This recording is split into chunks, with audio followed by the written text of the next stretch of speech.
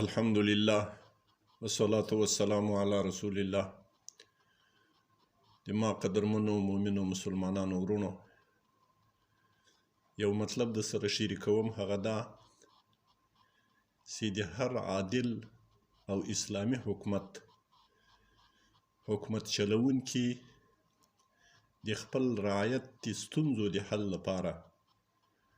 او د خپل رعایت د نیکبختي او د اوسایي او د امن لپاره د هغو ته د ښه ژوند د مهیا کولو لپاره 3 قسمه پالیسیانې په نظر کې لري. لومړی قصیر المدته پالیسي یا لنډمهاله پالیسي، دوم منځمهاله پالیسي او دریم طویل المدته یا اوږدمهاله پالیسي. دا قصیر المدته پالیسي د حکامو د نظام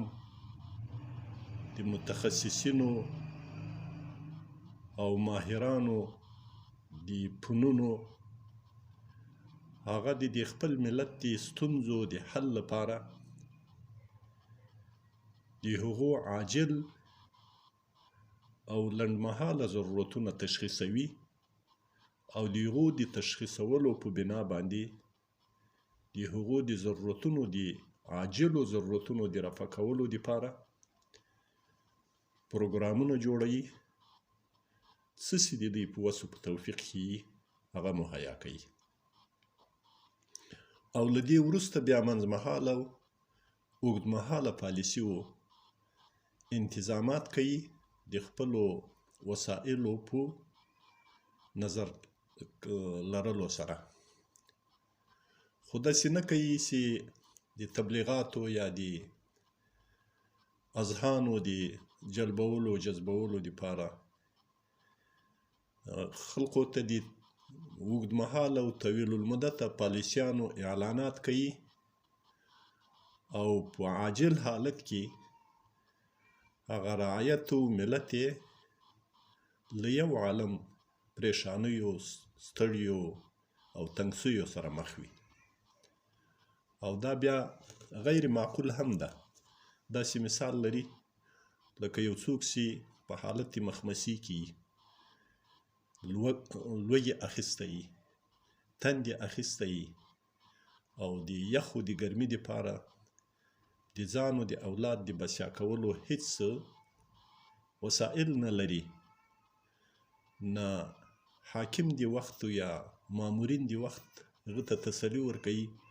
چې ته پریشانه کېږه مه، موږ ډېر زبردسته پروګرامونه تیار کړي دي، عیار کړي او د هغو په برکت باندې به دا وطن سمسور کو، ښه تخمي او خارجي زرعي تجربه سوي نهالونه هم راغوښتي دي، تجارت یې سوی ده،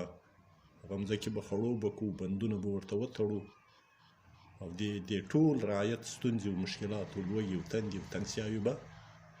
بیا مرفوع وي او دا وطن به ګل و ګلزاري. نو دا بیا داسې مثال لري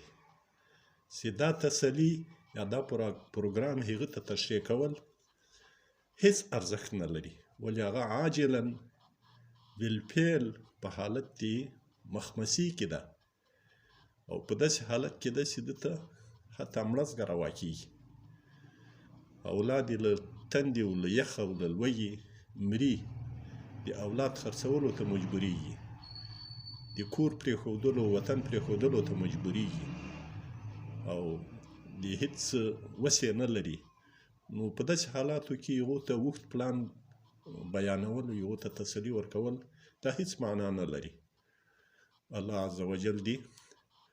موږ ته د خپلو رعایتونو، د خپلو ولسونو د نړۍ هر غافل په اذان ویښوم، زه بلال خوبولی جهان ویښوم، زه بلال خوبولی جهان ویښوم.